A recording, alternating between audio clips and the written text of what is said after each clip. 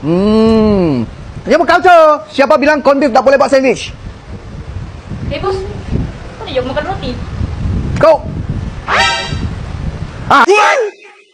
Kau sampai. Tak payah gaji ah. Okey, bos. Asal video ni. Pertama sekali kita sediakan corned beef. Lepas tu kita buka daripada tinnya guys ya. Untuk dia keluar lebih cantik, kita picit-picit dia dulu guys ya. Picit-picit tinnya, tengok. Picit-picit dia. Okay. Baru kita terbalikkan. Antak-antak dia supaya dia keluar.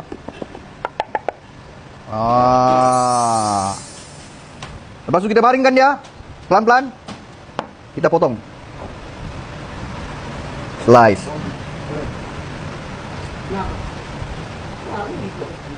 Satu. Mula-mula kita panaskan saute pan dulu. Sudah panas, kita letak butter sikit begini.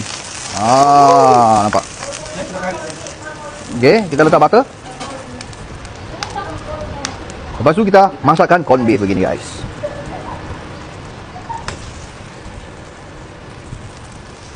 Lepas tu kita kasih flip dia. Kita goreng dua-dua belah ya guys. Nampak warna sudah tukar. Kasih wangi dia. Okey, lepas tu dia sudah garing dua-dua belah, kita kasih naikkan dulu. Pan yang sama. Kita sapu sikit butter lagi. Lepas tu kita masukkan roti pula.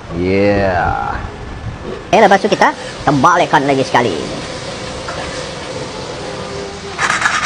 Kita tambah lagi butter. Tambah lagi butter. Okey, lepas dua-dua belah pun sudah kena toast. Begini. Tutup api. Kita naikkan roti dulu. Kita letak mayonis.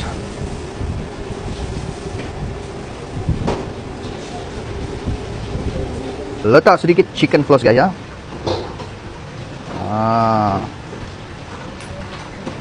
Lepas tu kita letakkan corned beef di atas. Lepas tu kita terbalikkan rotinya. Kita potong sebelah begini. Siap. Selesai mas. Follow sekarang. Kau Amin di mana?